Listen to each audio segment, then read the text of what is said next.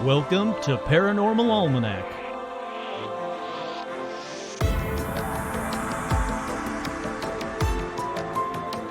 With your host, Kurt Sandvig.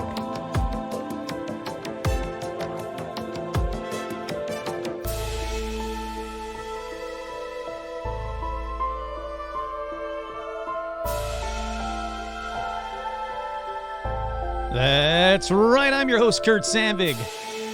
And welcome to another all-new live bonus quarantine edition of Paranormal Almanac. Now, on this episode, fingers crossed, we'll have with us Jw Ocker, author of Cursed Objects, Strange But True Stories of the World's Most Infamous Items. Now, I say hopefully because he's not here yet.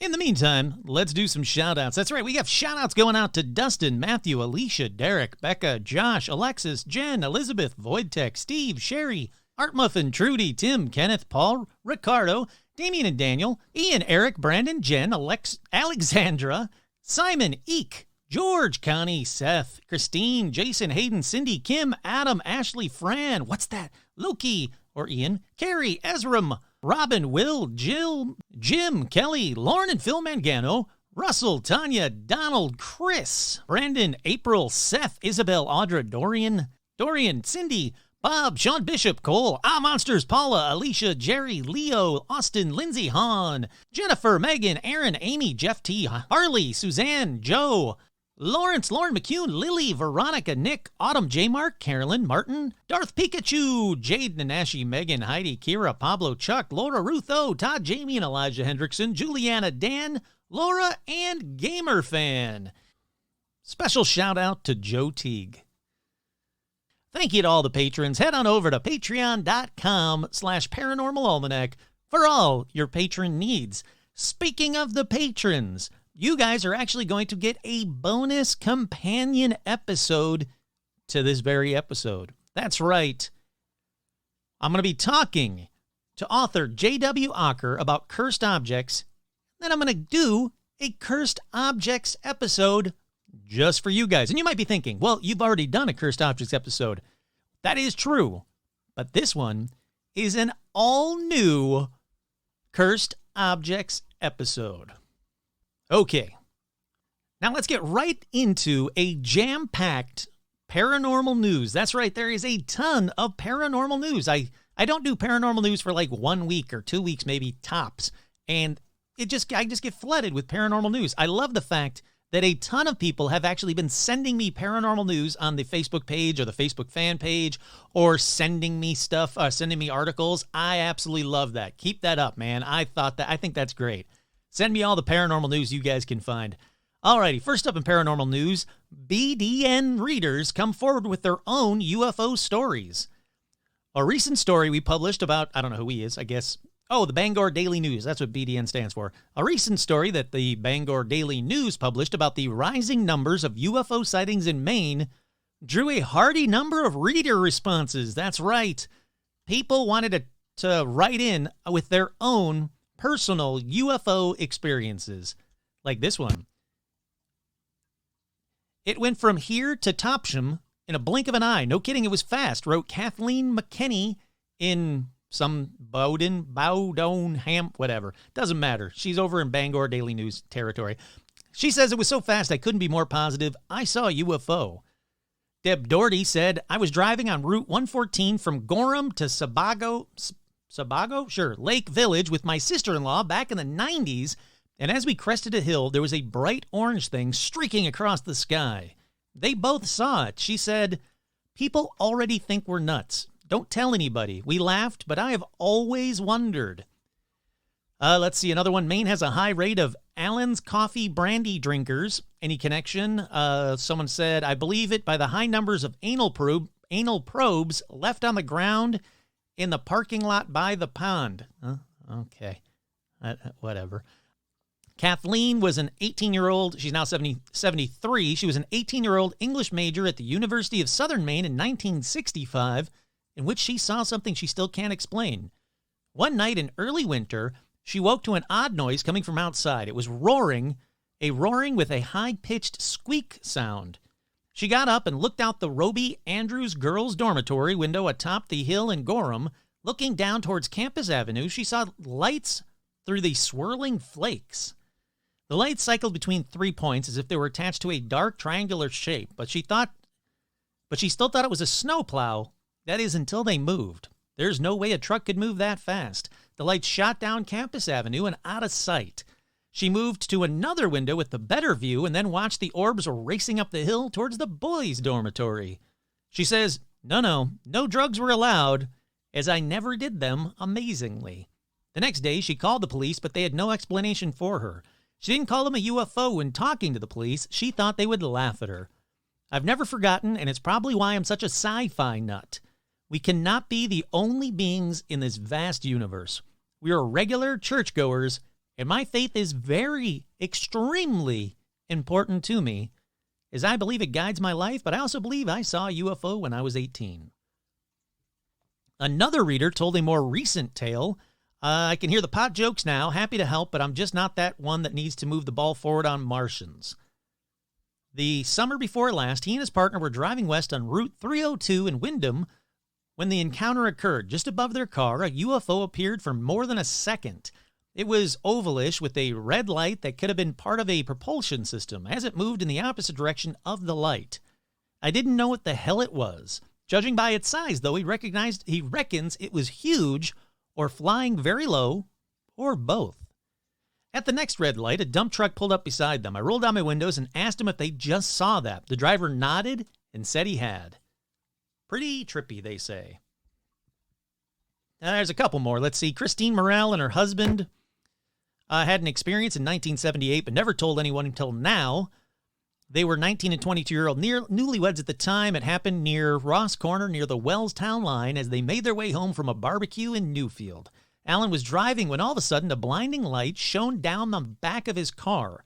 The next second, it was in front of the car. Then a second later, it was gone. The road and sky were dark again. They never got a good look at where the light was coming from. It was just too bright. At first, they thought it was a friend playing a trick, driving up behind them with a spotlight. Then we quickly realized there was no sound. Our windows were down, and it was a warm night. They go on to say that a week later, he was talking to a friend who was also a New York County deputy sheriff. He told of a busy night a week before when his office received multiple calls about unexplained lights in the sky over the same neck of the woods.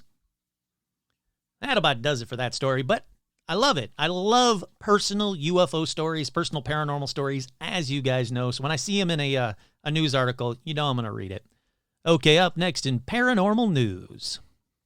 Ask Sam, was it a UFO? Bright lights seen on Vargrave may have been a helicopter. Shortly after midnight on January 19th, I was in the area of Vargrave Street in southeastern Winston-Salem. I saw something with a bright light that seemed to hover over my car. Do you know of anything that would have caused this? Then they ask this Sam thing, and it says, answer, Sam checked with local airports. Mark Davidson, the airport director at Smith Reynolds Airport, said, the airport department has no answer for that. Ask Sam question.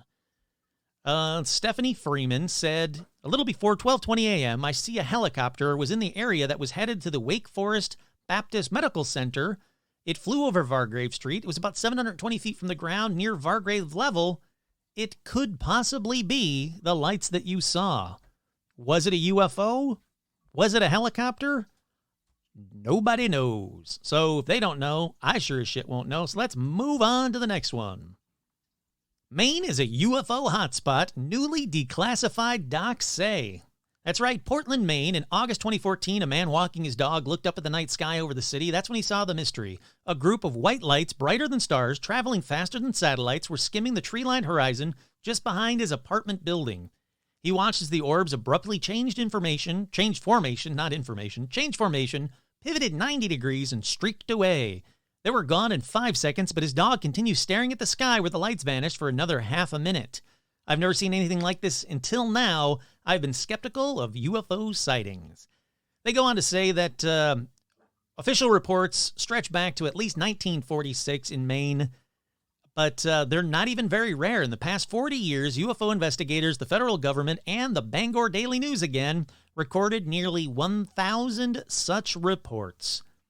there does seem to be a spike going on. They say the latest was last month, and the recent data shows sighting on a steady rise since 2018.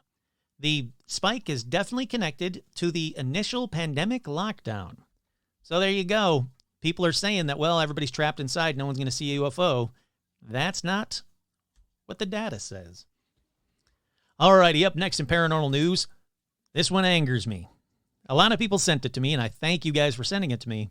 The story, though, angers me to no end. There is no reason for this at all. But here it is. Oklahoma may soon have an official Bigfoot hunting season and a $25,000 prize for catching Bigfoot. F.U. Oklahoma. That's right. In January, Oklahoma Representative Justin Humphrey. Look, I highly suggest you guys write to Justin Humphrey. It's Oklahoma Representative Justin Humphrey. Send him a Don't Fucking Shoot Bigfoot shirt. Tell him that hunting something that is so elusive, probably endangered, is a dick move. And no one needs that. Come on, guys. Nobody needs that. But anyhow, this idiot, Oklahoma Representative Justin Humphrey, introduced a new bill to the state legislature in an attempt to open up licenses for Bigfoot hunting season. He says a lot of people don't believe in Bigfoot, but a lot of people do. Oh, okay, then yeah, let's shoot him. That's a reason to shoot something. I've been in the woods all my life, and I've not seen any sign of Bigfoot. I've never heard Bigfoot, but I have some people that I know that are good, solid people who I'll guarantee you 100% have said that they have an experience with Bigfoot. So I know there are people out there that will not convince that Bigfoot doesn't exist. So again, screw everything about it. Now he's saying he's doing it to increase visitors to the state. He says tourism's one of the biggest attractions. I got to do something to get people to come in, and if establishing a Bigfoot hunting season will do it, then let's do it. Screw you.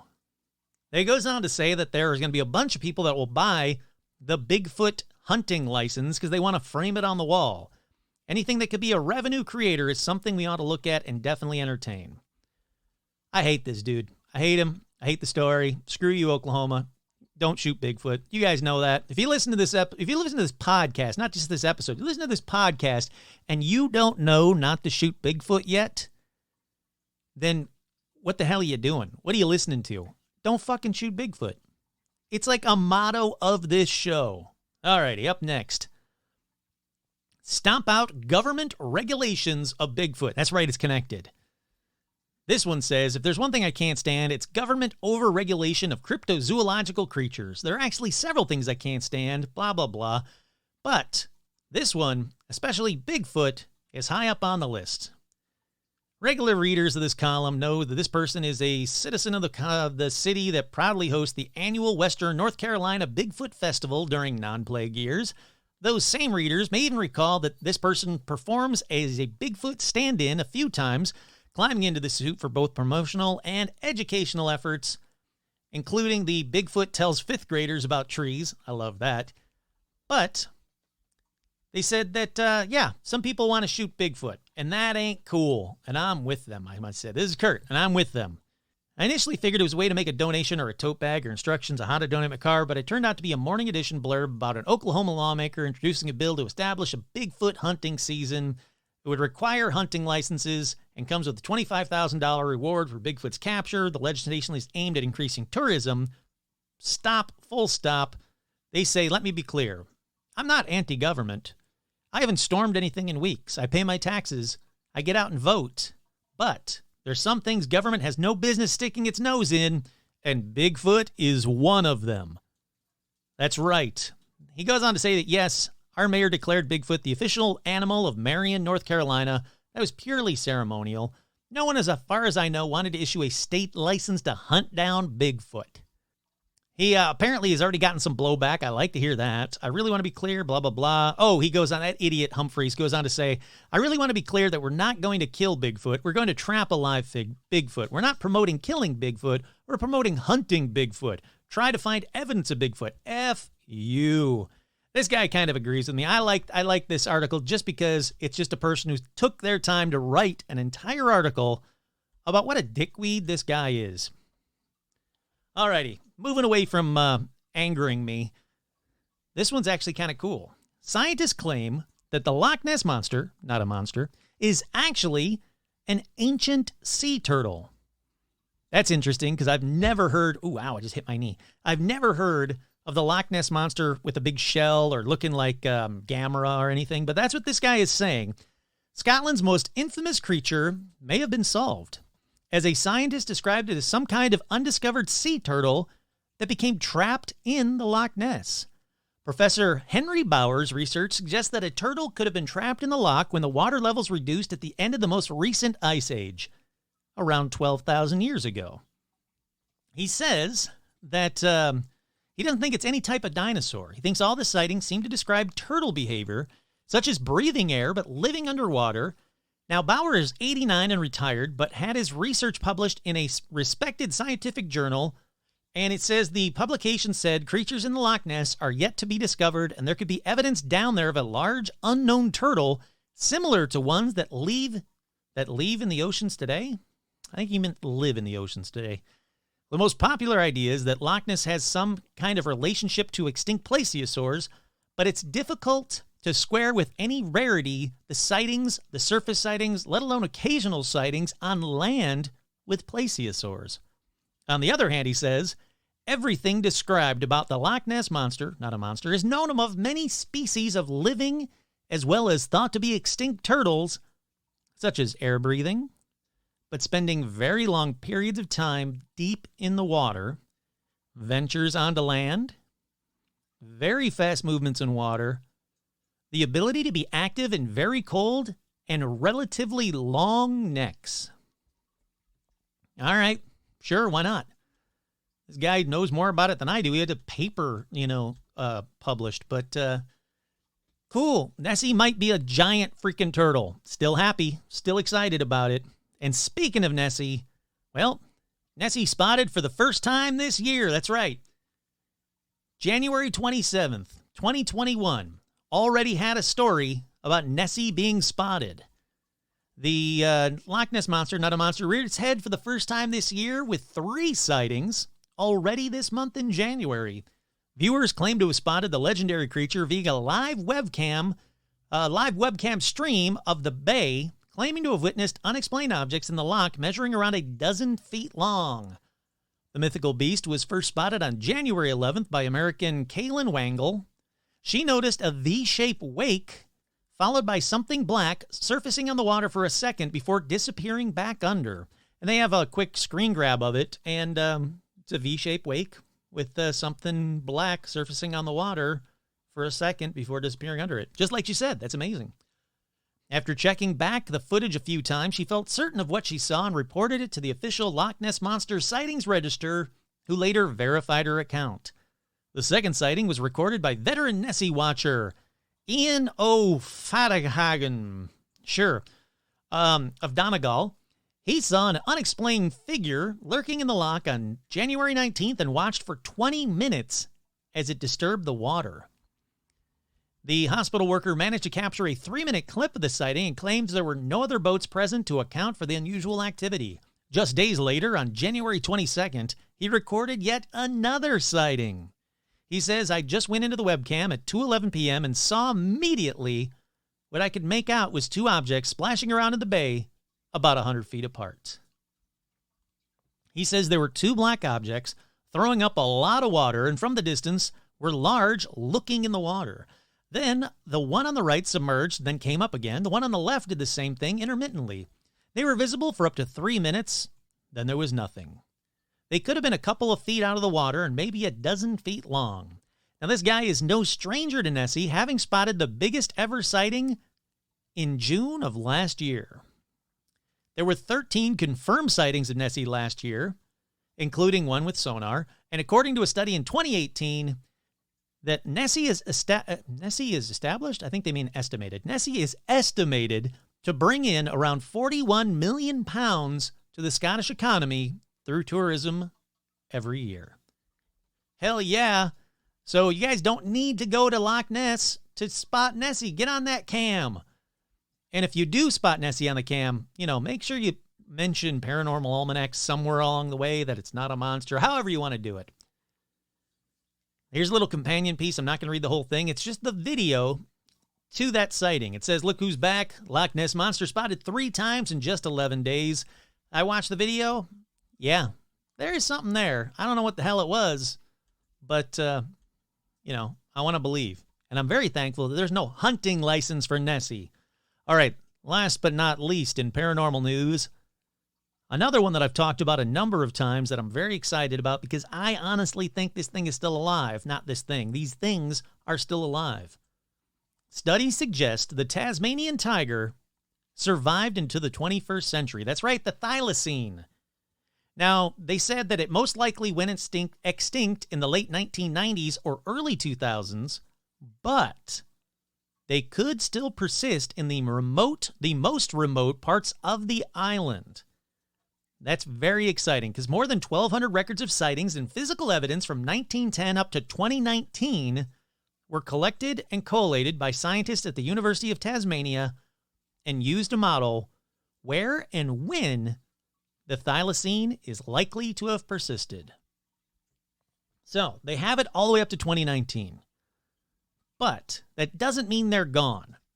It just means that's the data that they have up till 2019. So there's still a chance, a big chance, that thylacines are still around, that they didn't get driven to extinction by stupid man. They go on to say that in July of 2019, Australian authorities on the island of Tasmania received a report of a footprint spotted by an unnamed individual on a walk up to Sleeping Beauty Mountain in the southeast of the state. They weren't able to take a photo. However, he Googled it, and when he got home, he believes it was the Tasmanian tiger. That same year, a government plant biologist saw what they believed to be a thylacine from 100 feet away in a remote area. Good description given. Bounded into the bush. In 2018, 3 cyclists said they witnessed a thylacine crossing the road in front of them. Look, it just keeps happening more and more and more. There's 1,200 alleged thylacine sightings reported between 1910 and 2019 in Tasmania. Here we go. I'm calling it again. I've already called it on this show, but I'm calling it again. Thylacines. Not extinct. Still out there. Still waiting to be discovered by man and not killed. Alrighty, that about does it for paranormal news. Let's see, what else do I need to tell you guys? Merch can be purchased at storeenvy.com. Search Paranormal Almanac. You can go over to storeenvy.com for all your paranormal almanac needs. I got mugs and stickers and shirts and all kinds of stuff. They're slowly getting back into stock, but I don't know why they would have been out of stock, but apparently the pandemic really kind of put it all out of whack with Store Envy. So, but that's where all my stuff is. So I don't have any control over that. I'm just letting you know that that's what's going on. All right, let's take a quick break. We'll be right back with the live interview with author Jw Ocker. All righty, we are back. Let me jump right in to the live interview I did just the other night, Saturday night. It was live with a bunch of listeners tuning in from all over America, probably all over the world, maybe, but with author Jw Ocker. Now, he is the author of Cursed Objects, Strange But True Stories of the World's Most Infamous Items. So let's do this. Let's jump right in to me talking to him in the past. It's going to be a live show, one way or another. It's all live. Let's see. Hey, howdy, hi to everybody that's in the chat already. That's right. I had a cover of Hanson as the intro music tonight. I was surprised that anybody grasped it. Marie, you got plenty of time. The puppies come first. Go ahead and let your puppy out to potty. Don't even worry about it. Hey, howdy, hi to Alicia and Menardo and Julie and obviously Josh, who guessed Hanson way too quickly, and Robin and Alexandra. Hey, where's Veronica? Let you guys know what's been going on with Paranormal Almanac. I've been doing a lot of... Oh, and I've got a gift behind me that I could actually do for you guys real quick, too. Raphael, hey, what's up? Hey, howdy, hi, Sherry. It's all right. I like this. A lot of people in here. Anyhow, I've got a lot of new episodes coming up. A lot of them that are halfway written or all the way written and just need to be recorded. Got a couple more guests coming up as well. So it's going to be very busy for Paranormal Almanac, which is a good thing. For 2021, we're going to be very, very busy. But before I get things really kicking off, I got to show you guys something that's absolutely cool. It is the Aztec Death Whistle. And if you guys don't know what an Aztec Death Whistle, here's what one looks like. It's a skull whistle. Oh, come on, camera. Get to that whistle. It's a skull whistle that they actually found. Like, archaeologists found this and couldn't figure out what the hell they are. So I'm going to give you a quick, try not to blow out the microphone, a quick example of the Aztec Death Whistle scream.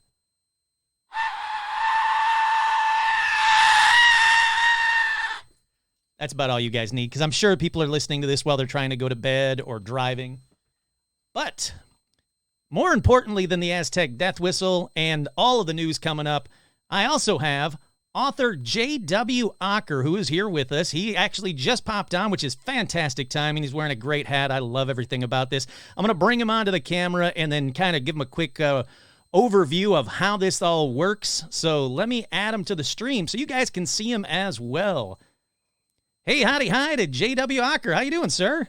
Hey, how's it going, Kurt? Thanks for having me on. Oh, of course. I love the hat. That is a good choice of a hat, sir. I love that. You as well. You as well. So just so you know, up the top right corner, there's comments. That'll allow you to see everybody who's like commenting or saying hi or asking questions. But I'll also throw the questions up on the screen and read them to you. So if any of the fans that are watching this live, they can ask you questions as well as me asking questions. And they always have better questions than me anyway. But so that way you can kind of get an idea what it is. But it's almost like a live radio show, but they get to see you. They get to listen in and have fun and be part of the conversation, which I always think makes for a better conversation.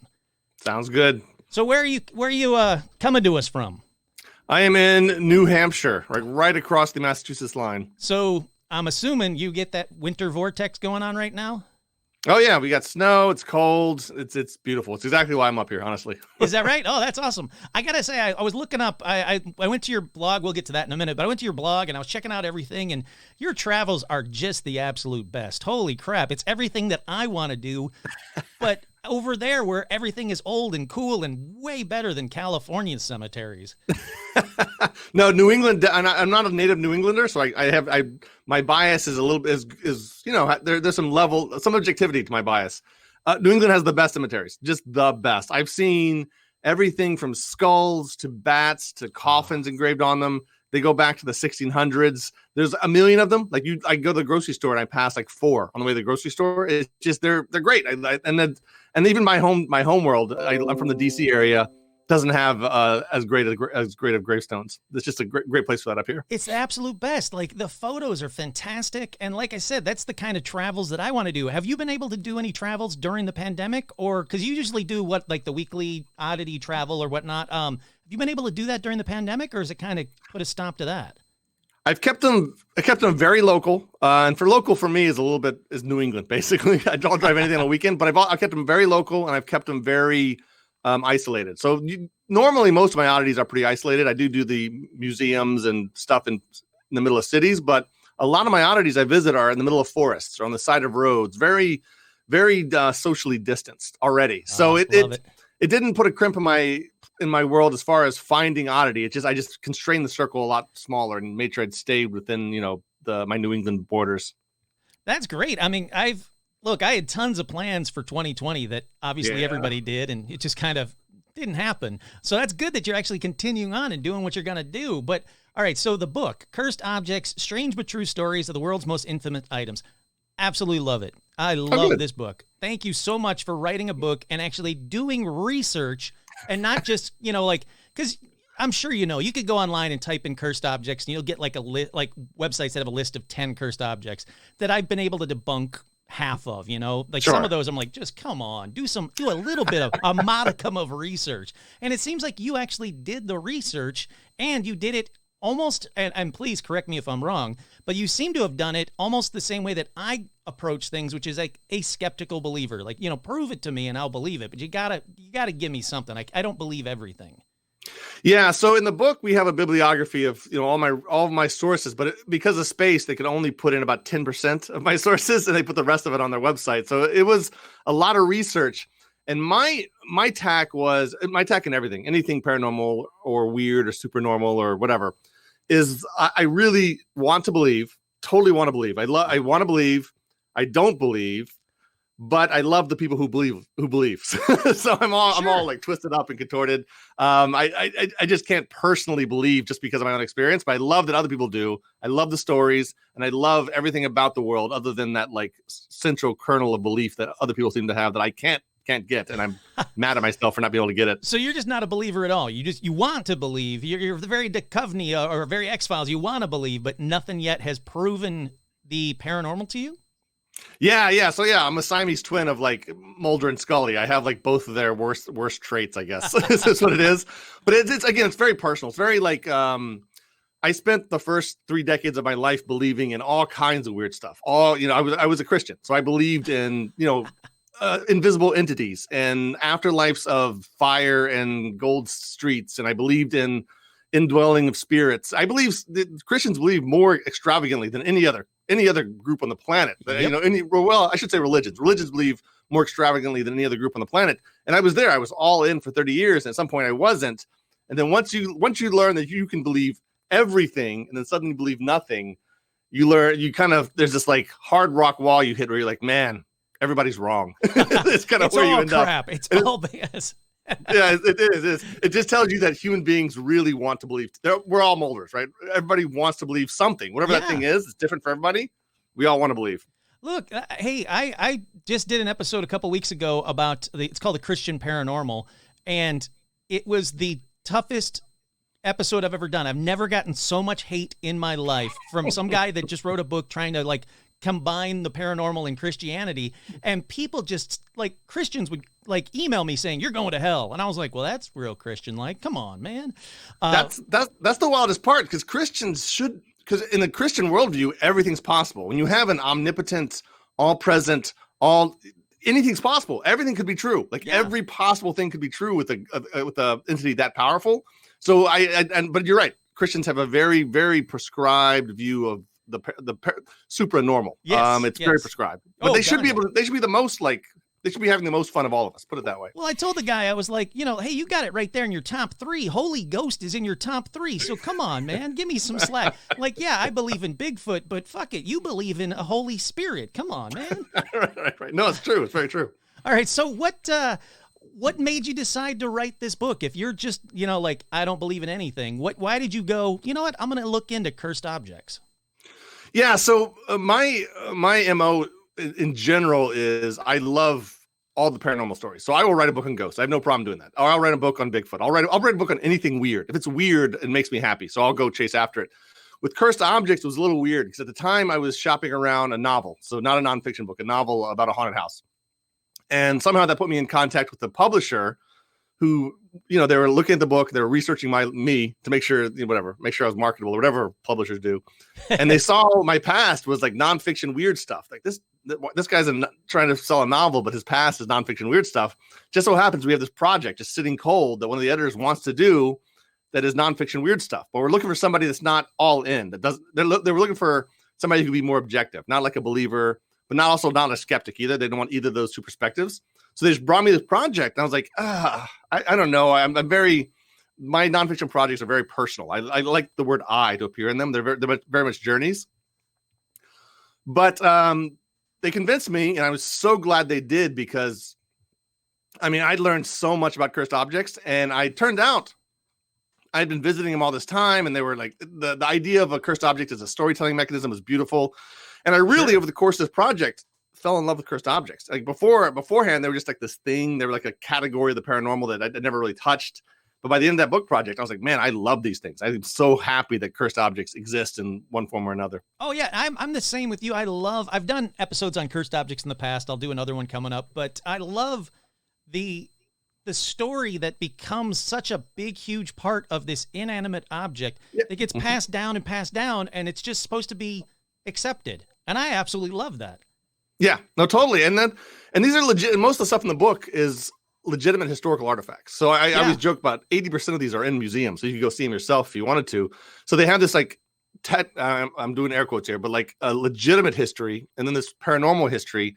And they're both intertwined. They're both important.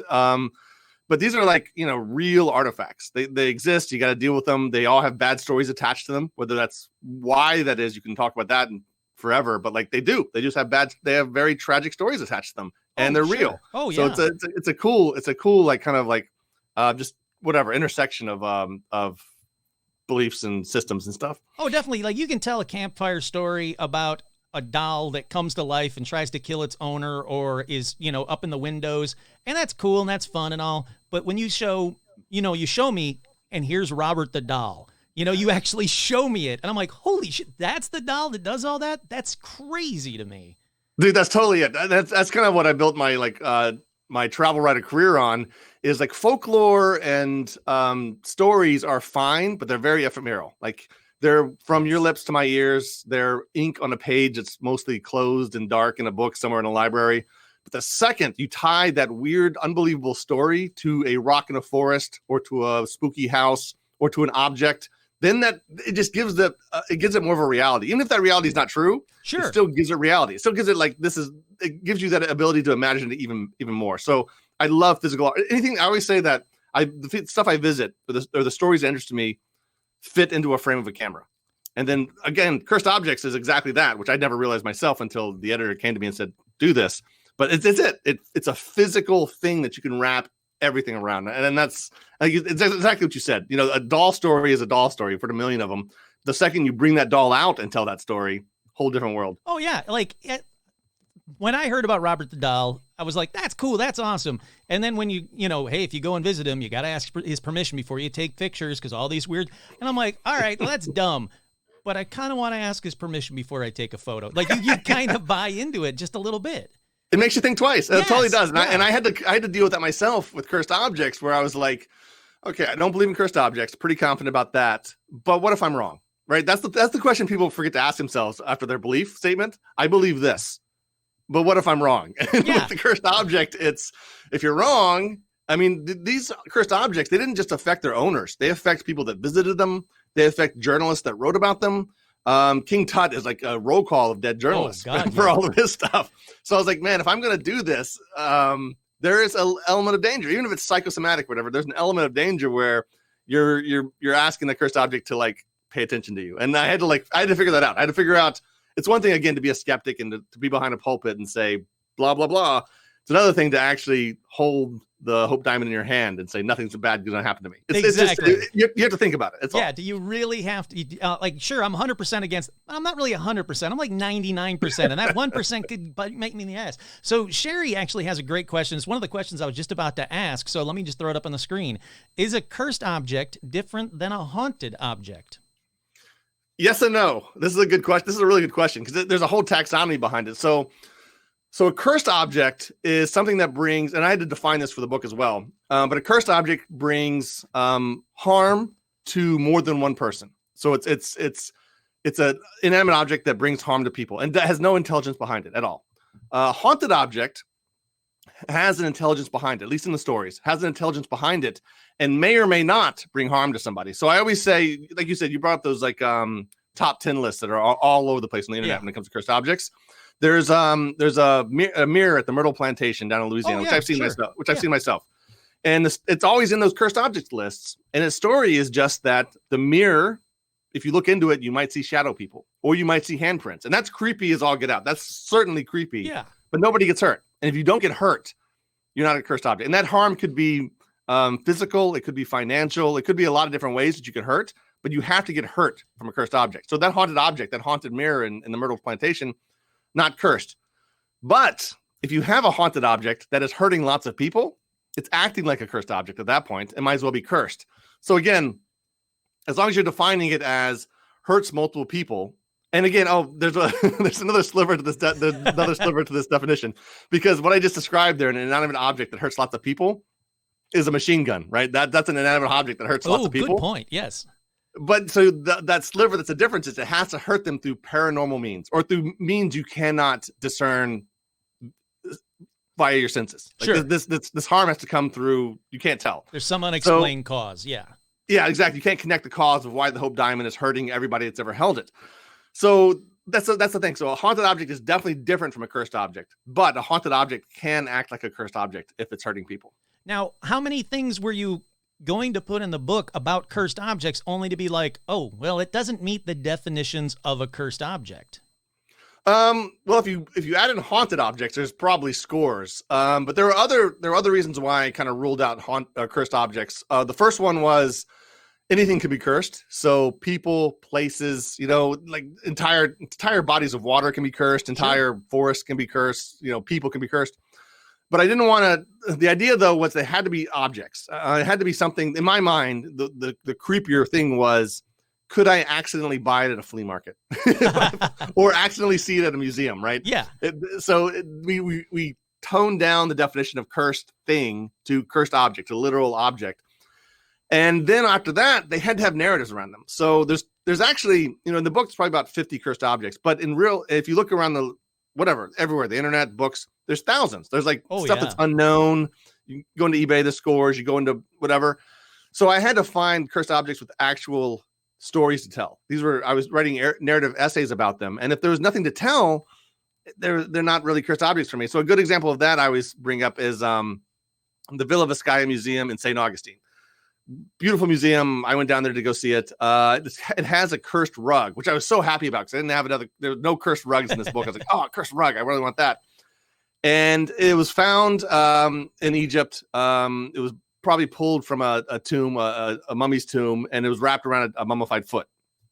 And at this museum, they have the rug hanging on a wall, and they have the mummified foot there. Then the other thing is there's a cat image on the rug because the entire rug is made out of cat hair. So again, everything about this object is really cool. But the story is, if you walk across the rug, you die, which is a great story, perfect for a cursed object. And the story goes, that's why they hang it on the wall, so you can't walk on it. But the truth is, that was it. That was the story. That 3 sentences I just told you, the entire story. So there's no roll call of actual names. There's no history of where it went. It just had a story attached to it.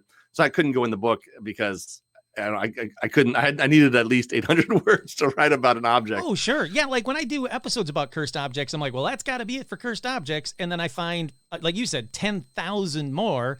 And then I'm like, all right, well, because what I like to do is I like to try and find some tangible proof throughout the ages. Because there's a lot of things where they're like, oh, this came back from the 1940s.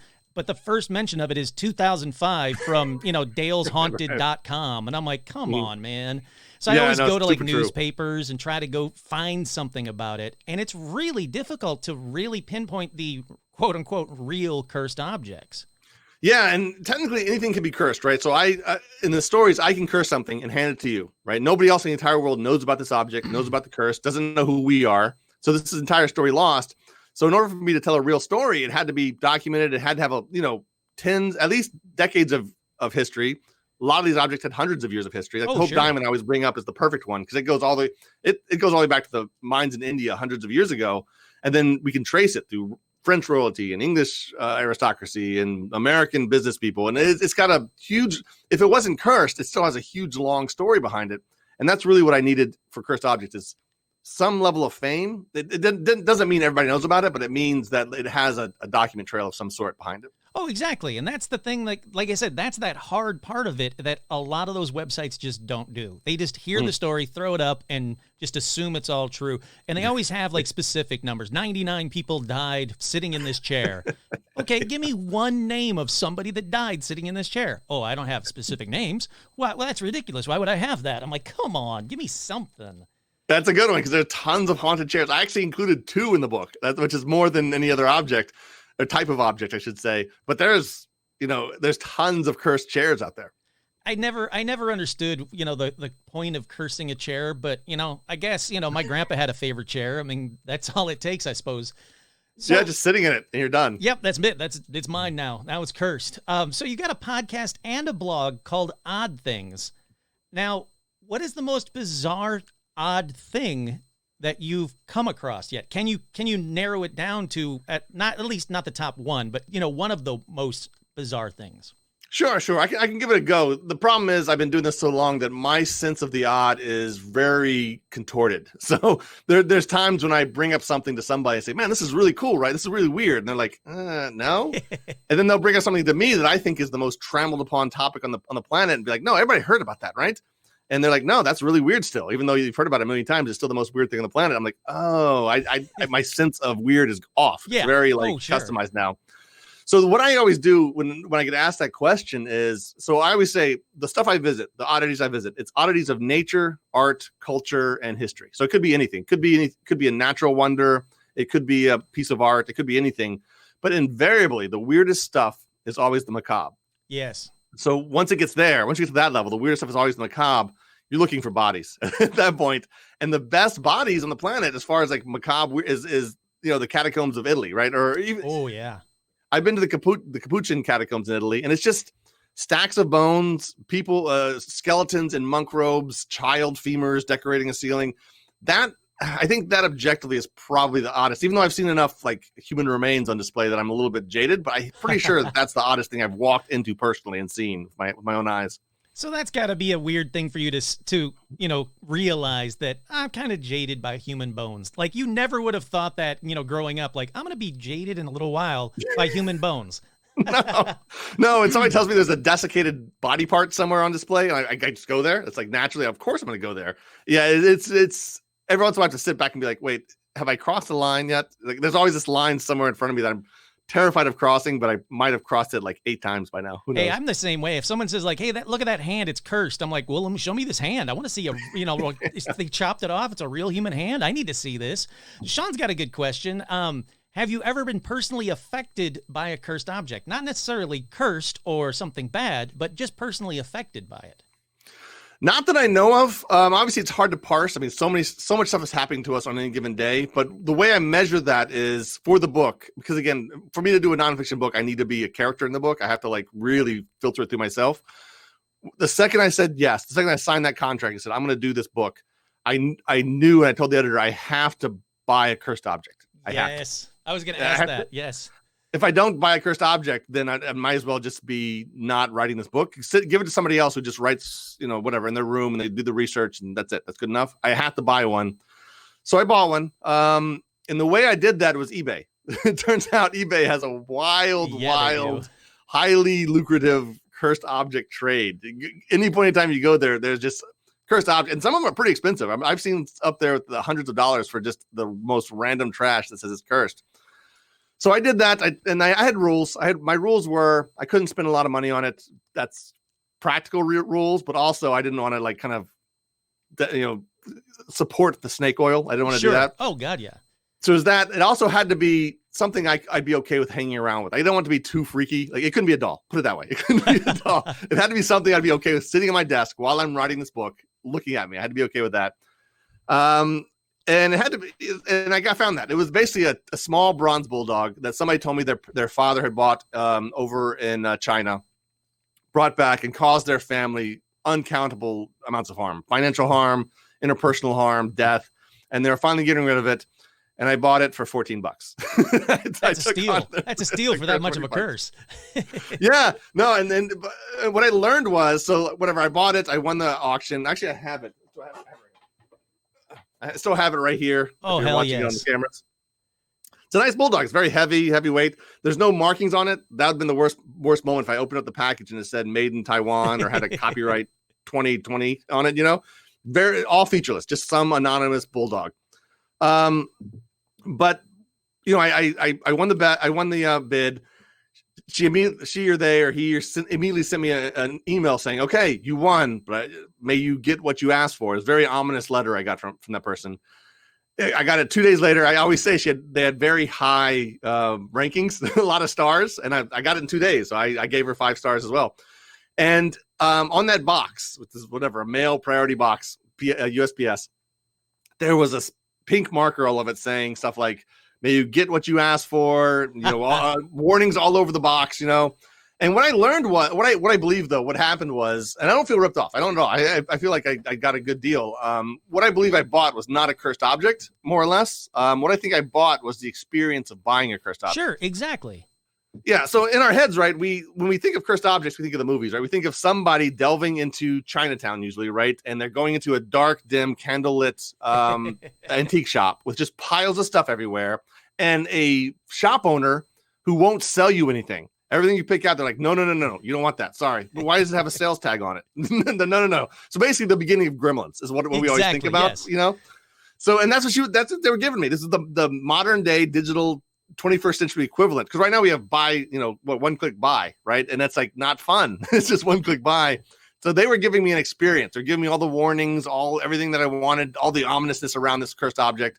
And then I used it. It was on my desk while I was writing about, victims of curses. I took it on vacation with me. I took it to work with me. I took it everywhere. And it was one of my better years, honestly. So I might have bought a blessed object on accident. I don't know, but it didn't really affect me. So as far as I know, I've definitely had bad stuff happen to me in my life, but I can't really trace that to an actual object. But that's part of the insidiousness of cursed objects is, whatever. If a series of bad things happen to you, what do you blame? You're going to blame your rocking chair. You're going to blame your TV. You're going to blame your collection. You're going to blame. You can't blame an inanimate object for a series of bad stuff happening to you. That's why they always get you. That's why cursed objects always win in the end, because you don't ever suspect them, Damn them. Yeah. I know. That ottoman. Oh, man, I didn't know it was the bad guy this whole time. Yeah, that's the thing. Like, well, I mean, I should ask, because I get people that want to send me objects, haunted objects and cursed objects all the time. And I don't have, because of the pandemic, I don't have a P.O. box. So for right now, I'm using that as my excuse to not send me a bunch of creepy dolls and shit. But like, did you experience that when you wrote a book about cursed objects, that cursed objects kind of came out of the woodwork? People contacted you about them or wanted to send you one? That's a really good point. Nobody's ever brought that up to me before. That has not happened even one time since I've written this book. And I don't know if they read my tone in the book, because I didn't try to be super skeptical in the book. In fact, we did a very special editorial pass to make sure I wasn't being smug, because I'm always terrified of being too smug about everything. So we did make sure that wasn't the way. But nobody has sent me a single thing. I mean, I interviewed John Zaffis before, and people send that guy just stuff every single day. The Newkirks, their traveling paranormal museum. Yeah, they get sent stuff every day. And nobody has sent me. I would take it, I think, until it was evident that they were just sending me trash or it was too much stuff. But the first few pieces would be exciting, I think. Well, that's the thing. Like, I am kind of torn. I'm sad that it hasn't happened to you, because it's opened the floodgates. When I started doing this podcast, people are like, well, first they started sending me haunted photos or Bigfoot photos or whatnot. And I appreciate all of it. But then they were like, hey, I've got this thing I want to send you. It's haunted or it's cursed or, whatever. And like you said, it's got to that point where I'm like, do I believe it? Do I don't believe it? And if I don't believe it, and then they send it to me, and then I've got this really haunted thing, like I don't need to be woke up at like 3:00 in the morning because something's skittering across the ground other than my dog, I don't need that. I'm asking for trouble then. Yeah. No, it's very true. It's very true. And I don't know, and there's always that danger when you deal with the fringe topics. You're dealing with fringe people. And sometimes those fringe people are beautiful and great, and some people have actual problems that need resolution. So you put yourself in the position of not just curator of scary stuff, but sometimes it's a connection you might not want to have with the person. Yeah, I mean, like, thankfully, I've got the best fans in the world, but, knock on wood, there's always going to be one or two where I'm just like, I've opened myself up to something I don't need. Mm-hmm. Now, when you were doing the book. Now, thank you, Stitch. When you're doing the book, did you find something that you didn't think was a publicly known cursed object, like that one for your book where you're like, oh, I'm going to be like the first guy to really blow this cursed object out of the water, tell people about it? Yeah, I think my favorite was it's something called Little Manny with His Father's Horns, and it's a little stone statue. And I never came across it ever in my entire researches. But fortunately, one of my friends who's a teacher and professor knew I was working on this project, and he sent me these. He sent me it wasn't articles; it was like the bibliography of other articles. He said, this thing came up. Here's the original. He sent me sources. That's what he sent me. Original source, and I found the source. I found the object, and there was nothing written. I got the original article that the person wrote about it. It was big, and it was in the UK. It's a UK, because the entire book is worldwide, and this was a UK one. And there was a moment in time when it was famous in the UK, because like the Guardian was writing about it for 1 week or something like that. But over here, we'd never heard of it. And I think that's probably my most obscure was Little Manny with the Devil's Horns. Because I was like, man, this is exactly what I'm looking for. It's a small statue. It was famous enough to like at least achieve some press. And it still exists in a museum today. Like if you have to ask for it, but it still exists in the museum today and has a real story. It was causing problems for like the staff, the museum, and the people that found it buried under a house in the UK somewhere along with like chicken bones and candles and stuff. So it was like a legit story. That was like, man, this is way better than the Myrtle Mirror. Why isn't the top 10 whatever BuzzFeed cursed objects mentioning this one? See, that's the thing. That's what I like. Like I said at the beginning, that's what I like about your book is it's not the BuzzFeed top 10 same objects. I know for a fact I'm going to hear about the Hope Diamond and James Dean's car. You know, like I can pretty much probably name Robert the Doll or Annabelle. Like I can name off the ones that are going to be on the list. Yeah. But the ones where I'm like, I didn't know about that one. That's what I like was when I find out something new, because I spend too much time on this kind of stuff that it's refreshing when I find something new. Yeah, and I think what I was surprised about with cursed objects was there isn't a ton of so the analogy I always use is if I was asked to write a haunted house book, which I would do in a second, a nonfiction haunted house book, I would need 8 volumes to write about all the most famous haunted houses. Not even counting obscure ones. Like you throw obscure ones in there, you're writing the Encyclopedia Britannica of haunted houses. Yeah. Which, you know, but cursed objects, I had to really dig down to the bedrock to find 50. There's not that many there's tons of cursed objects. Again, small, nobody knows about, but there's not 50 that had actual stories behind them and histories and stuff. And I had to really dig for that. And that really surprised me because cursed objects, it's a whatever worldwide. Everybody knows the phenomenon of cursed objects, and they're used in every single horror movie, but like legit ones that have giant histories, very few of them. In fact, I could not do it. A full right now. As of right now, I could not do a sequel to Cursed Objects because there's just still not enough. I was going to ask if there was a sequel in the works, so just not yet, huh? No, there's more nonfiction weird books coming out for sure, I like but there can't be as far as I believe, there can't be a Cursed Objects sequel yet. It would be very watery. It just wouldn't be that good. Yeah, well, that's the thing. You don't want to. I mean, you knocked it out of the park with the first one. Until you get the objects to knock it out of the park with the second one, it's good that you're holding off. No, thank you. I appreciate that phrasing. Oh, no, it's true. It really is. Now, I agree. Like every culture around the world has cursed objects, and not just one. Like they have a bunch of cursed objects, and it's throughout the years too. Throughout, you go back in old text, they talk about cursed objects. It's always been there. Mm-hmm. Why do you think? Or I mean, obviously, I don't expect you to know the answer, but what do you think is the core to why every culture has a cursed object? Yeah, this one's interesting. Like I wanted to say, and there wasn't the type of book where I could like whatever go philosophical for chapter after chapter after chapter and just kind of figure that out. It wasn't that kind of book, which is good for the reader, honestly. But I think there's something. In the U.S., it's really easy to say we're a materialistic culture. Like we really value our stuff. Like we really value it, and I think that's our danger, right? So you look around my office right now. You look around my house. I'm not a rich guy, but I literally have millions of things. Whether it's a toilet brush, whether it's like a guitar, which is nice, or a collection. But I have a toilet brush, a dish towel, a towel rack, a shower head. You count the stupid stuff, the boring stuff. You still have a million things. And so material objects are so intertwined with our culture. And throughout history, it hasn't always been that way, right? And other cultures and stuff. But still, you're still, at any point in time, a human being is surrounded by things. Sure. And we see more things than we see people or animals. So that's kind of why we've imbued them with this kind of power, because they do, even if you don't believe in cursed objects, you have to believe that inanimate objects, things, have power over us, especially if you're in the U.S. You have to agree that capitalism has made objects all powerful in our lives. No, you're very right, man. I've got friends that come over from England, and my friend's like, yeah, you got like a tiny 2-bedroom little house, and you have a packed tiny 2-bedroom house, the most random shit ever, as you can see. And I'm just like, well, yeah, doesn't everybody, all of my friends do? I go to their house and it's got every Star Wars figure, or every Ghostbusters figure. I'm like, that's just how it is, I suppose. But it's not. I mean, it's very, like you said, it's a very American thing. Mm-hmm. I mean, the things you have to know for a modern house, even if the smallest 1-bedroom house, if that even exists, a 1-bedroom house, you have to like, your heating system, your air conditioner, your plumbing, it's just the things kind of control you, and you have to like you spend a good percentage of your life just managing things. Like apart from like your loved ones and your work and your hobbies and your loves, you're spending a good part of your life on this planet managing things. So it doesn't make sense. So it makes sense that we kind of again imbue them with some kind of both good power because we have blessed objects, but also that nefarious power over our lives. Well, that's what.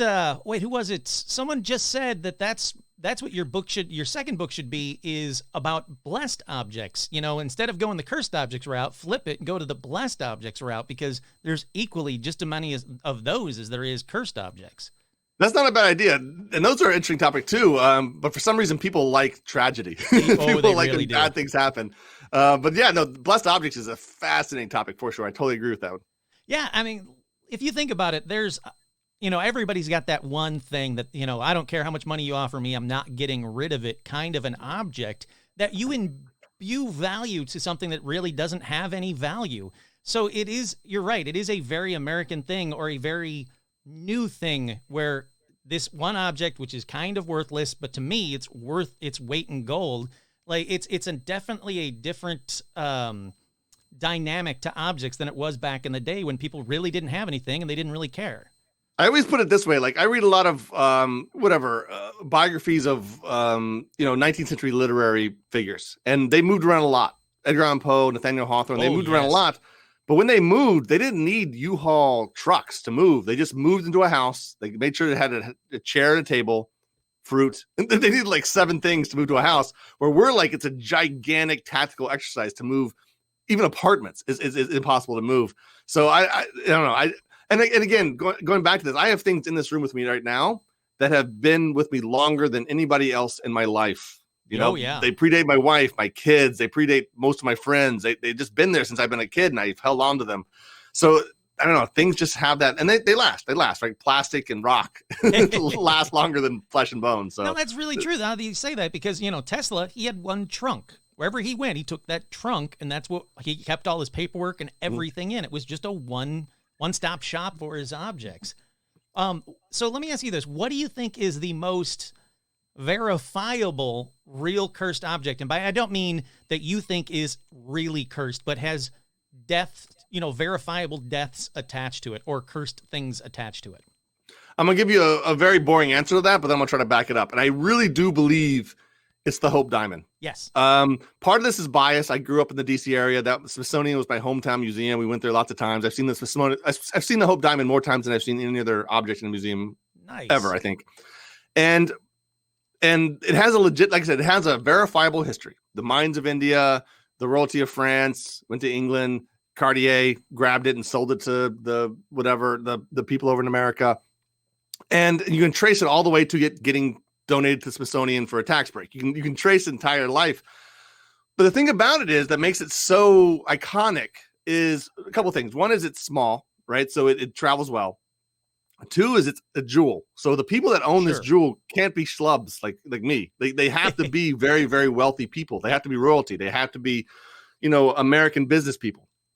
Otherwise, you cannot own this thing. And the thing about the ultra rich, excuse me, the thing about the ultra rich is they've got a lot of bad stuff going on in their life. They just do.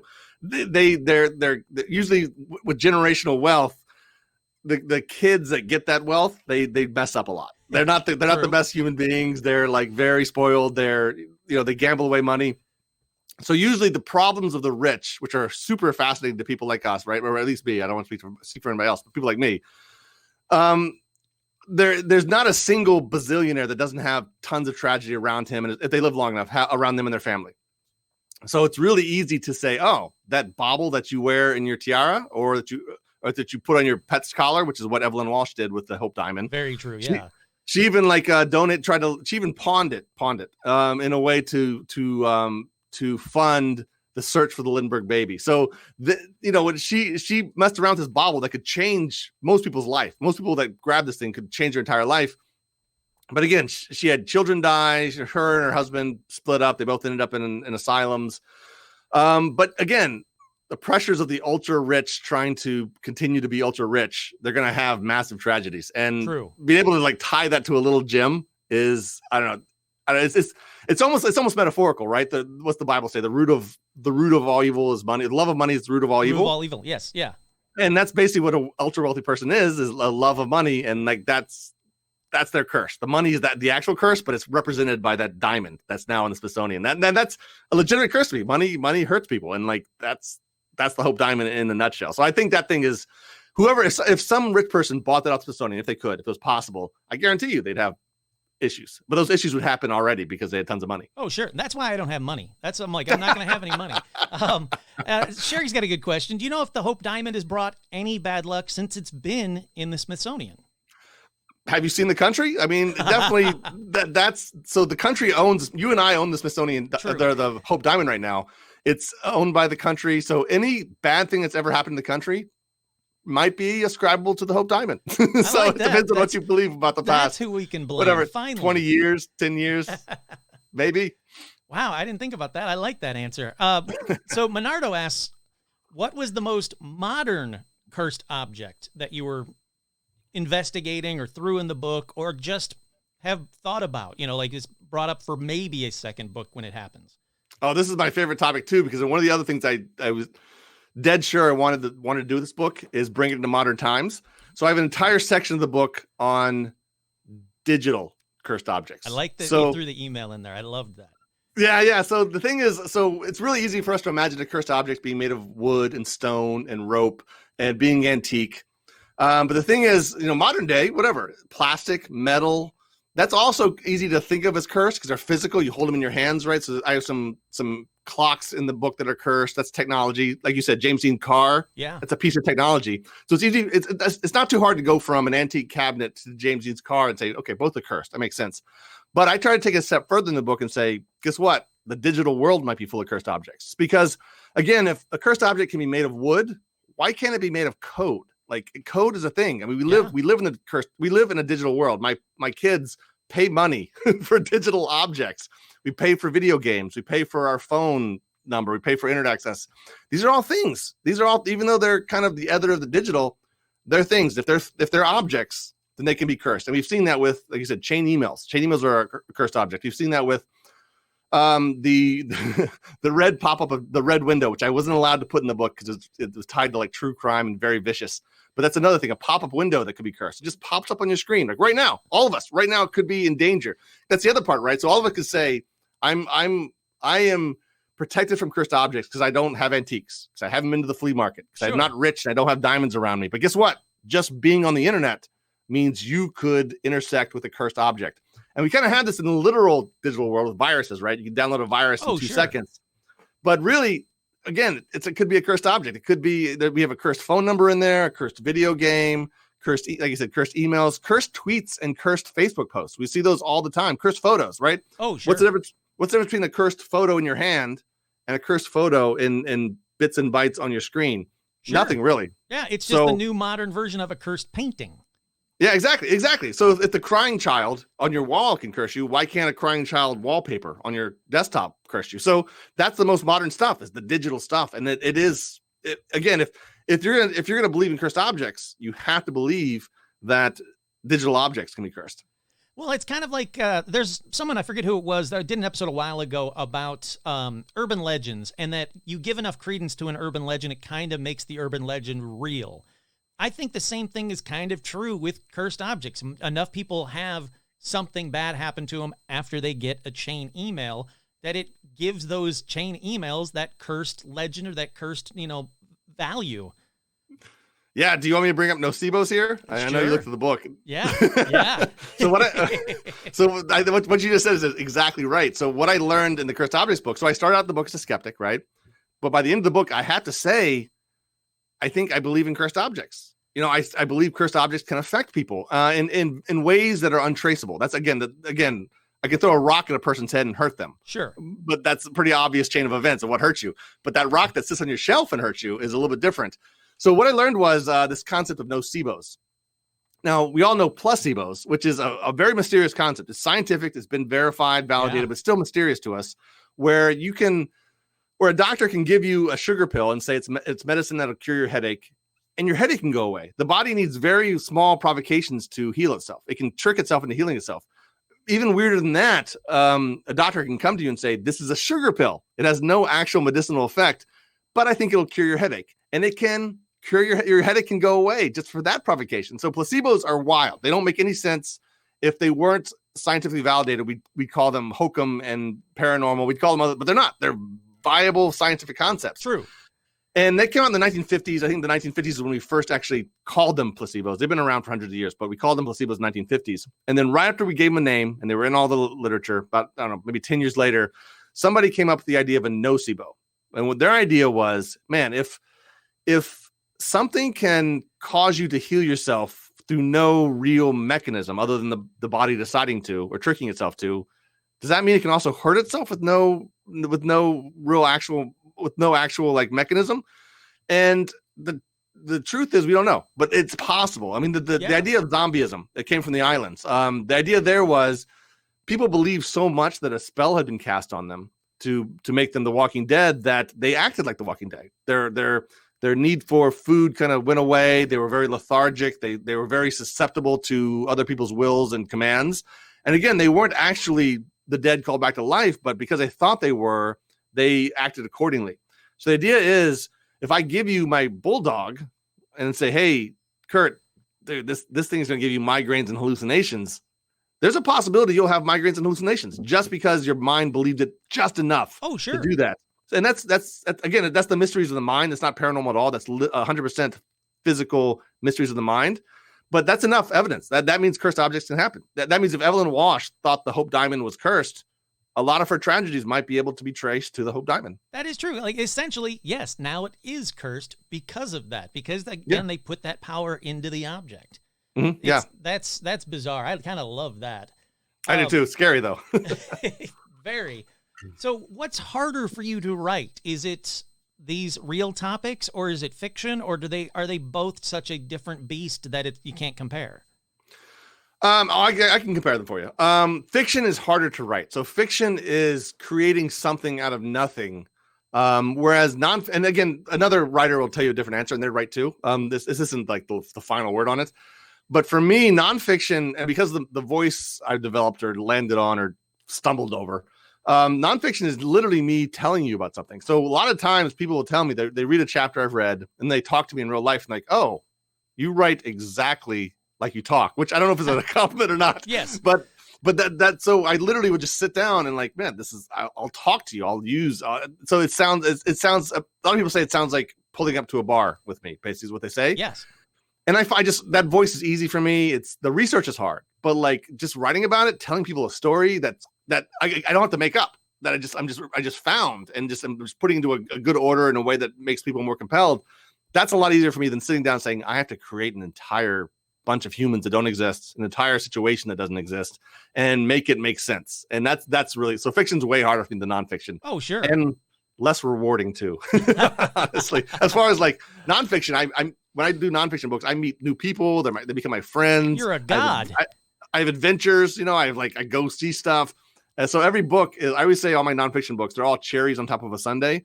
If I didn't have a book, if I did cursed objects and never wrote it in a book, it would still have made my life better. I met cool people. I learned new things. I saw new things.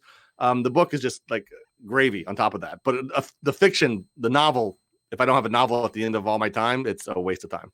See, that's why I asked that question, because I was wondering if being kind of pigeonholed to telling the facts and talking about a real thing kind of changed your voice. But apparently you just continued on with a conversational voice and it worked for you. Oh, you broke up a little bit for me at the end. Oh, that's all right. That's okay. Are you okay? Are you, am I back? There you are. I see all right. this. I see it. We're good. All right. It doesn't matter. Basically what I was saying is you did good on both. And I'm glad that you have that conversational voice, because that's exactly how I do this podcast. I approach it like a conversation where anybody can just listen in and be like, wait, what the hell is he talking about? Oh shit, that's crazy. That's cool. And then, fade out. And I mean, some people don't like it because there's swearing and because it's not just me telling the facts. I always want to talk about how it affects me. Every episode is, I'll tell you about something, but then I'll tell you about, do I believe it? Do I buy it? Is it real? Is it not real? Here's what I found that probably can debunk it. And, some people like that kind of thing, but other people find it, offensive that I'm not just telling the lines. Yeah, that's super true. There's people that hate my books because of exactly that. You know, the way I talk doesn't sound like writing, so they don't like it. So that's which is valid. That's fine too. Yeah, no, that's kind of what I say with this podcast. I'm like, hey, look, it's just, this is me. This is what I'm doing. Either like it or it's not for you. And if it's not for you, I get it, because I'm the same way. There's some stuff where I just disagree with, like, there's some books that people will send me for their stuff that I can't get behind it. I'm sorry, but it's just not everything is real.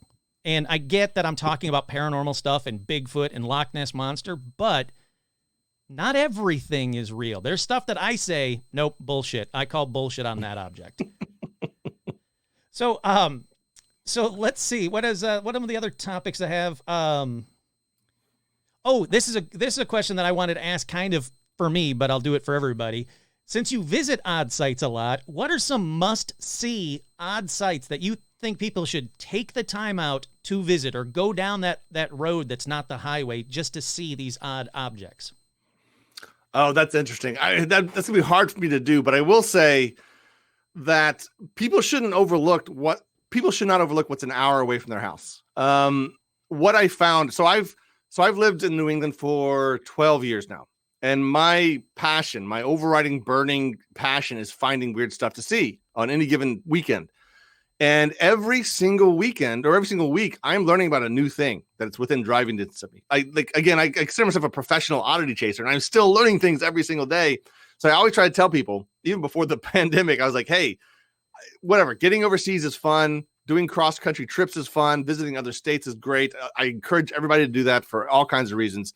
But don't overlook driving an hour away from your house. There is some wonders to see. I don't care where you live. I always do, I do these talks sometimes when I go to libraries or museums or whatever, and I create a road trip itinerary just from where I'm standing for that talk, and find 8 weird stuff within cool 8-hour drive.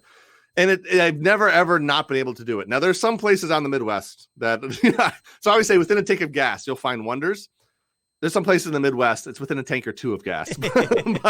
but there's so much amazing stuff. And it really, even though it's been my motto, all my times chasing oddity, it really punched me in the face during the last year of the pandemic, where I was like, I can't jump on a plane. I can't cross state lines half the time. I have to just find stuff in New Hampshire. And it turns out I didn't even know my own state. There was tons of ghost towns and statues and graveyards and stories that I just did not know about, even though I thought I'd kind of wrung the place dry.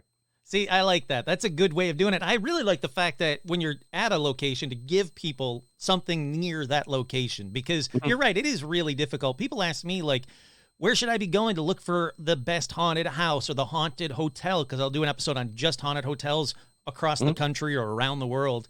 And I'm like, well, besides the ones that I've already talked about, kind of do the research yourself. You're local. Find the weird stuff. It's everywhere, especially in California. I can go to, Cielo Drive in the Sharon Tate house in 20 minutes, or I could go down to the Cecil Hotel, or I could go to the Queen Mary. I mean, no matter which way I point, ghost towns out in the desert, there is always something out there for everybody.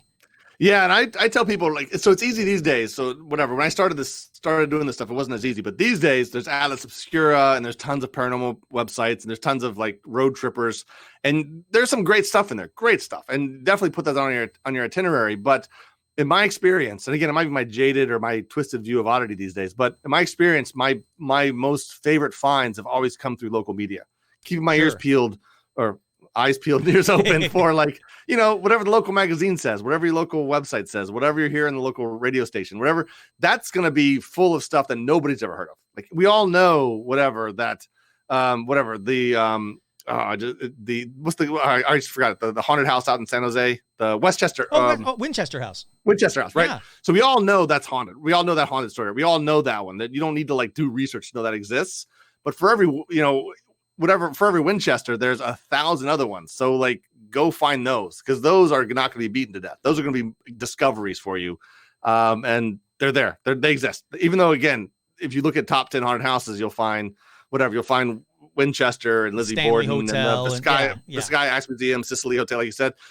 And they're great. They're great sites. Go to them. But like, they're just scratching the surface. Oh, I totally agree.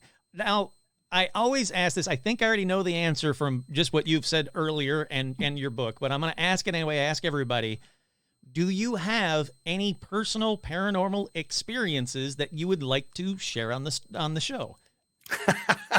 I don't, but I'm okay. sad about that. I'm sad. And so when I say I don't, I always want to context it, because I'm a guy who doesn't believe in the paranormal, but I'm a guy who's also spent the night in abandoned prisons and abandoned asylums, and I spent the night in the graveyards, and I spent the night in all the places and haunted castles in Europe. I've done all those things, and yet for some reason I don't even have an experience that I can exaggerate and call it one. Sure. And that's actually my book, 12 Nights at Rotter House, which is about a haunted house.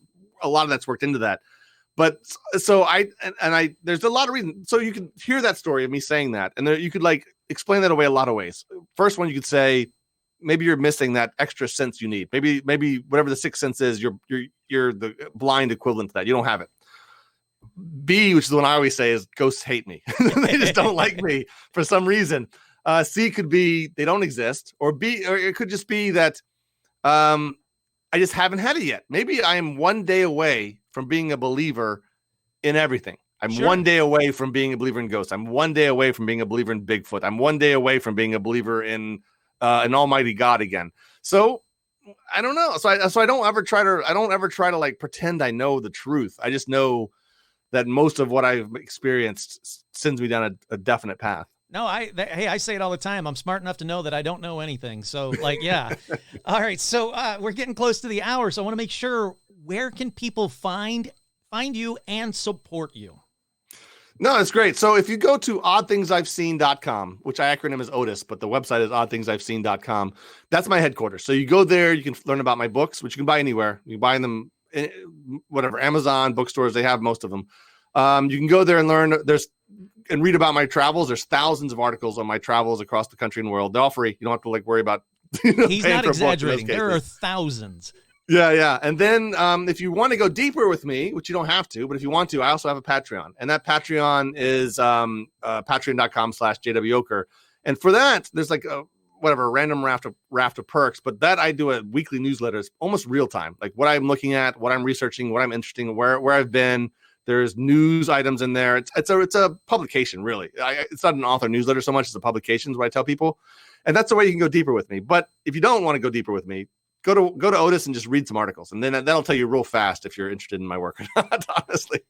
I highly recommend oddthingsiveseen.com. Also, I'll kind of piggyback on what he said. If you do have one of his books or buy one of his books, if you want to buy The Cursed Objects, Strange But True Stories, help him out and leave a review. That always helps out authors. And I say it every time, but it sounds kind of dumb, but it's true. Just like, leaving comments and reviews for podcasts will help out podcasters. It really helps out authors.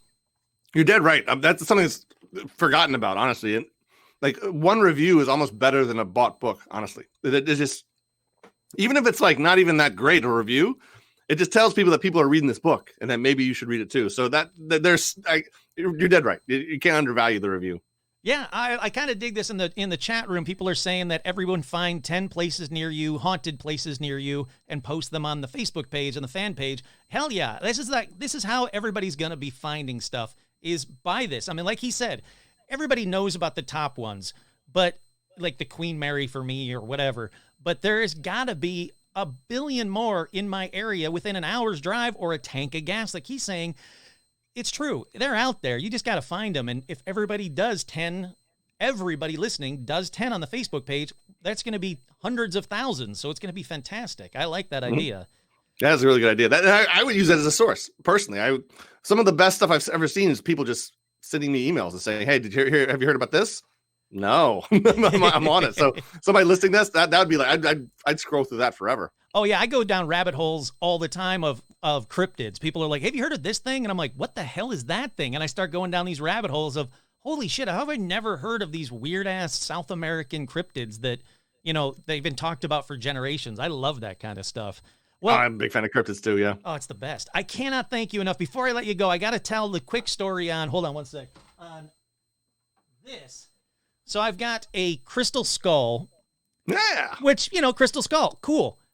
I was walking my dog 3 blocks from where I'm sitting. I was walking my dog, and this was sticking out of the ground. So I was like, well, that's just bonus. I got a cool story, and I got a crystal skull. So obviously I took it home and cleaned it off, and nothing more weird has happened than already happens in the house. But that's the kind of shit that I'm like, who throws a crystal skull out of their car or walking and dropping it? Like, that's just weird. And I love odd things that I see. That's awesome. All the crystal skulls I've read about, I've never heard somebody just finding one in the dirt. Only crystal skull I have in here is like, I have a bottle of the crystal skull vodka from Ackroyd or whatever. But hell yeah. Did you get it signed? That's cool though. No, but I have a couple bottles of wine from him that I got signed. Nice. Yeah. Like, look, I don't believe in the crystal skulls. I've talked about it before. I haven't found any proof that there's anything to them, but they're bitching, and it's something stupid to have behind me and with all this beautiful. Other weird I crap. love them. Yeah. They're beautiful.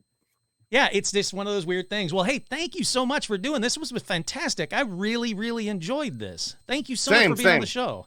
I really appreciate the invitation. Oh, no, this was great. And please, if you ever have a new book or anything, you want to come back on the show and talk about it, the door is open. Please feel free to reach out. I'd love to have you back on the show. Yeah, and we'll swap hat makers. There you go. I like that. Thank you guys so much. Once again, this has been another edition of Paranormal Almanac. JW, thank you again for being on the show. I really do appreciate it, and I will reach out to you, and I'll put all your stuff onto our Facebook page. Let everybody know where they can find you. Oh, Sherry's saying, can you please say the website again, sir? oddthingsiveseen.com. And don't worry, Sherry, I'm going to post it all on the Facebook page, the fan page, and the Facebook page. I'll make sure everybody knows it. I'll put it on the actual podcast when I release this one as well. But thanks again. I really can't thank you enough. Stay safe, stay warm, stay home, all that fun stuff. And yeah, what a fantastic interview. I loved chatting with him. I thought he was a great guy. Lots of fun to talk with. Very informative. He seemed to really like the fact that the listeners could jump into the chat and ask questions right then, and were really engaged and really talking about some of their own stuff, all about what the topic was, about cursed objects and what they thought cursed objects were, or haunted locations, which again, I think is a fantastic idea. Go on over to the Paranormal Almanac fan base page, and you'll already see that people have started adding haunted locations around where they live. And hell, I think it's a great idea. If enough people do this, I can make a whole compendium or almanac, if you will, of haunted locations that are listener requested or listener suggested or listeners uploaded. However you want me to, I'll figure out how to word it some other time, but I think it's a really, really neat idea. Hopefully, if everybody does it, and if you don't have access to the Facebook page or you don't want to be on Facebook, you can email me yours to paranormalalmanac@gmail.com. Just get it to me somehow. I'll keep adding to it. But like I say, hopefully if everybody that's listening does this, we'll have thousands of haunted locations near listeners that we can share with everybody. And no matter where you are in the world, you're never more than a couple of hours away from haunted locations. I think it's cool. And I'm calling dibs on it right now, so no one better make a book of it. This is the Paranormal Almanac Listener's Guide to Haunted Locations. See, I just came up with the name right then. Alrighty, so hopefully you guys do that. Head on over to the Facebook, the fan page, or email me, paranormalalmanac@gmail.com. However you want to do it, however you want to get it to me. I think it's a neat idea. I love the idea of doing it. I think it's going to be fun. But I want to thank JW again. What a great interview. I want to thank everybody that hopped in, that asked questions. I love the fact that you guys ask questions. Please, if I ever have another, and I will have another live interview episode, jump in, ask the questions, throw it in the chat. I'll throw it up on the screen, or I'll just use them in questions while I'm asking questions. But I think it really, really adds to the interview. You guys ask the best questions, better than I can do. So please, feel free. Throw in a million questions. I never mind. Like if all of a sudden the chat just starts blowing up with questions, that's a good thing. That's always going to be a good thing. I'm always going to love it. But patrons, look out for your episode. Should be coming out very shortly. It's already finished. I just have to get it out. Everybody else, And if you want to listen to the patron episode, you got to be a patron. Got to jump on over to patreon.com/paranormalalmanac. But for everybody else, I hope you enjoyed this episode. Check out his book. Once again, I know I've said it a million times on this episode, Cursed Objects, Strange but True Stories of the World's Most Infamous Items. If you want to go to his website, it aired out on me. If you want to go to his website, you can, I'll have that up on the Facebook page. I'll put it in the blurb below. We talked about it a little bit in this episode. Oddities That I've Seen, I believe it's called, odditiesthatI've-seen.com. It's really neat. It really is kind of fun. It's kind of cool stuff. It's the stuff that I like. So check him out. I think he's a good guy. Like I said, I had a lot of fun talking to him. So yeah, thought it was great. Anyhow, do you have a cursed object that you want to send me? I'm going to have an address coming up very soon where you can send me all your haunted and your cursed objects, and I'll put them in the shelf behind me so that everybody can see the creepy dolls that I'm sure I'm going to get way too many of. Or rocks, cursed, cursed whatever. If you have one, there'll be an address coming very soon where you guys can send me your cursed or haunted objects. That's right, as long as they don't hurt Stitch. Second one even thinks about hurting Stitch, fuck it, I'm burning them all. All righty. Once again, I'm your host, Kurt Sandvig, and this has been another edition of Paranormal Almanac.